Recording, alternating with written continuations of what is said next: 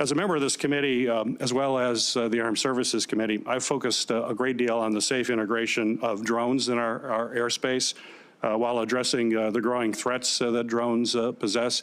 We certainly see what drones are doing in changing the face of warfare, whether it's in Ukraine and other battlefields around the world. We are very concerned about the weaponization of those drones and what it could mean to the security here in the United States. I've proposed comprehensive legislation to extend authorities beyond just the FBI and DOJ and Homeland Security to local law enforcement. You mentioned in your comments about security for the Super Bowl, which is incredibly important.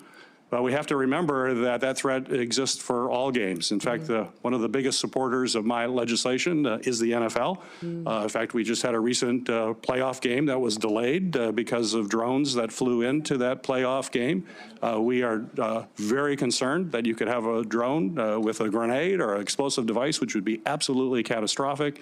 It's absolutely essential that we address this threat. What we're seeing around the world and what we're seeing in daily activities should be a concern. I think this is just a matter of time. It's not if, it's when, and we need to be on the front end of that.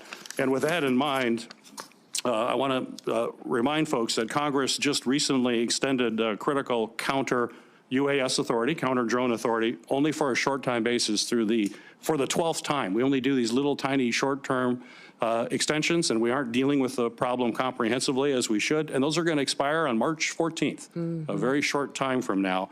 And so my question for you, Governor, is if confirmed as DH Secretary, will you commit to working with me and my colleagues to pass durable, long-term authorities that will protect this country from what is a real threat and it's just a matter of time?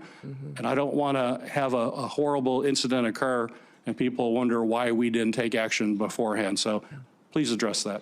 Senator, I look forward to working with you in this committee to address the threats we may face and the usage of drones in this country and in relation to our national security interests and our homeland security interests. So thank you for bringing up the conversation today, because it is one of the areas within DHS that we have a responsibility to address in cooperation with Congress. And my first comments, I'm bringing people together. Please comment on that. Oh, well, thank you, I didn't sir. ask that question, yes, but no. it's in my 24 seconds left. I'm looking forward to working with everyone, Republicans and Democrats, and everyone else in between that in this country that is focused on keeping America safe and secure for our future. I would just point, Senator, to my background and my history. When I came to Congress, I worked with Republicans and Democrats on both sides of the aisle on many pieces of legislation and was very happy to do so and focus on priorities on where we could agreement, knowing we may disagree on some issues, but there was areas where we could keep the federal government accountable and do due diligence by the people that pay their taxes and get up and go to work every single day. As governor as well, I was governor for every single person in the state of South Dakota, and they were my #1 priority, and everyone knew there that it didn't matter if you were Republican or Democrat, that my focus was on them and keeping our state thriving and free. So I look forward to continuing the work that I always have to be coming up with solutions and in a bipartisan manner. And hopefully my visits to your office and conversations reflected that and my intention on how I would conduct the role as the Department of Homeland Security Secretary.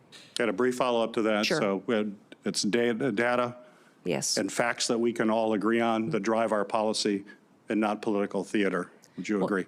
Well, certainly, sir, we need to be addressing facts and information rather than political theater. We also need to speak truth to facts. So I think it's important that we're willing to confront our challenges head on and have those conversations. And you'll see me back at your office door very soon to continue our work together.